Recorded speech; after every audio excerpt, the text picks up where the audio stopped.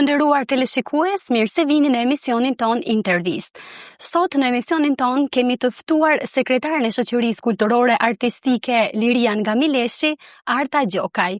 Përmes motiveve folklorike, vallëve tradicionale, kësaj radhe anëtarët e Shoqërisë Artistike Liria morën pjesë në festivalin ndërkombëtar në Turqi, ku përfaqësuan kulturën dhe traditat e Malësisë.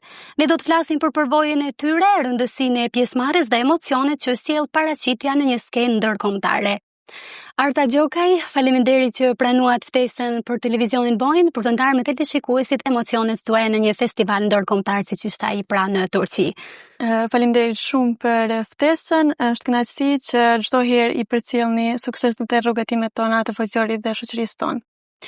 Atëherë, Arta, mund të na thoni se si u organizua pjesëmarrja e Shoqërisë Kulturore Artistike Liria në festivalin folklorik që u zhvillua në Turqi dhe praktikisht në cilin vend u zhvillua ky spektakël? Faleminderit për pyetjen.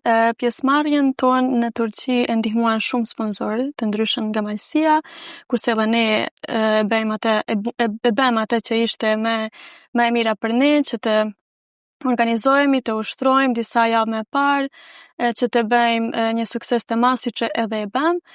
Ishim në një qytet të Turqisë me emrin Ayvalık, ku ky festival bëhet çdo vit me radhë që 20 vite.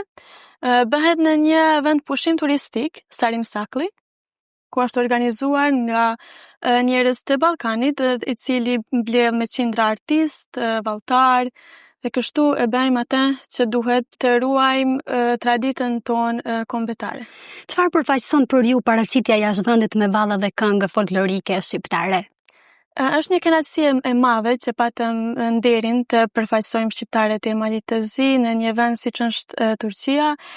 Paraqitja në një festival të tillë ishte një nder për ne, sepse përfaqësuam shqiptarët e Malit të Zi në një festival ndërkombëtar ku morën pjesë shumë vende ballkanike dhe më gjerë ishin artistë dhe valltar të ndryshëm nga Austria, nga Danimarka, nga Serbia, Bullgaria dhe shumë vende të tjerë të cilët na bashkuan dhe kështu ishte një ndjenjë po ashtu emocionale, po ashtu edhe një privilegj që të jemi mes tyre. A keni hasur për ngesa apo sfida gjatë këtij udhëtimi, pra dhe sa ditë qëndruat atje? Atje qëndruam një javë bashkë me rrugë dhe nuk kemi hasë në një problem, ishte gjithmonë me shoqëria, është ka momente të bukura dhe kemi bërë të lehtë që të kalojmë këtë rrugë. Si u prit performanca juaj nga publiku atje?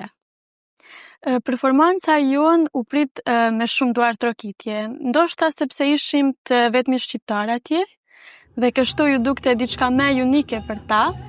Dhe ishte një moment emocional kur ne hypëm në skenë, sepse para herë ishte publiku shumë i madh, njerëz nga gjithë bota dhe kështu kaluam çaste emocionale dhe të bukura. A u shpërblyet me ndonjë çmim? Po, në fakt u shpërblyem me vendin e parë, sepse ishte festival garues, ndaj vendi i parë takoi ne, kurse sa i përket sepse ata jepshin çmim edhe për kostum, për veshje tradicionale, atëherë aty morëm vendin e tretë.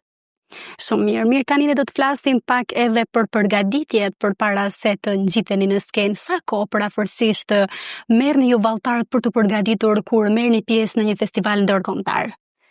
Po afërsisht ushtrojmë disa javë më parë, 2-3 herë në javë, dhe kështu ja arrijmë që të bëhemi gati për skenat tashme ndërkombëtare. Shumë mirë. Cilat janë elementet e veçanta të kulturës tonë që ju përpiqeni të përcjellni përmes vadhës folklorike? Pra, cilat mund të cekni më shumë ti? Vadhen, veshjen apo diçka tjetër? Edhe nëse mund të pyes nëse keni marrë pjesë edhe me ndonjë këngë apo vetëm vadhe? Ne morëm pjesë atje me 3 pikë. Andaj kemi pas 2 valle, vallja e logut, të cilën e kemi të famshme këtu në Malësi, ishte kushtrimi i lirisë dhe një këngë e kënduar nga Adelina Nikaj, Çoğu Regjo, andaj një këngë lashtë popullore me të cilën ishte publiku i mahnitur, sepse ndoshta kur nuk ishin dëgjuar shqip në ato vende atje. Shumë mirë, sa i rëndësishëm dhe i paharrueshëm mbetet ky event pra për ty? Ky festival mbetet i paharrueshëm për ne, sepse ishte një eksperiencë e re, njoftuam njerëz të ri, njoftuam traditat e tyre, kulturën e tyre, po ashtu edhe ata tonën dhe ishte një javë e cila na mbushi plot me emocione, me momente dhe çaste të bukura. Shumë mirë. Tani ne do të pyesim edhe çfarë planesh ka në të ardhmen në shoqata kulturore artistike pas këtij festivali, pra cilat priten të jenë ato organizime që mendohet të bëhen së shpejti? Synimet tona në të ardhmen janë që të marrim pjesë edhe në ndonjë festival tjetër ndërkombëtar, po ashtu edhe këtu në Malsi, së shpejti është edhe festa e flamurit, të cilët po sigurisht që do të marrim pjesë, do të përgatisin diçka. Shumë mirë. Dhe së fundi, cili është falënderimi juaj që doni të përcjellni shqiptarëve që ju ndjekin dhe ju mbështesin sigurisht në rrugtimin tuaj të kulturës tradicionale? Shfrytëzoj rastin të falenderoj të gjithë ata që na ndjekin, ata që na ndihmojnë si këtu nga Malsia, ashtu edhe nga diaspora, dhe shpresoj që do të vazhdojmë që t'ju bijmë suksese të ndryshme si këtë që e kemi prur nga qyteti i Turqisë. Atëherë ne ju falenderojmë shumë për këtë bisedë të këndshme që zhvilluam së bashku dhe shpresojmë që gjithmonë të na sjellni trofe nga vende ndërkombëtare kudo që merrni pjesë. Faleminderit edhe një herë. Faleminderit. Shikues të nderuar, faleminderit edhe ju që na ndoq që të bëhet pjesë e emisionit intervistë. Së bashku ritakohemi në intervistat e radhës.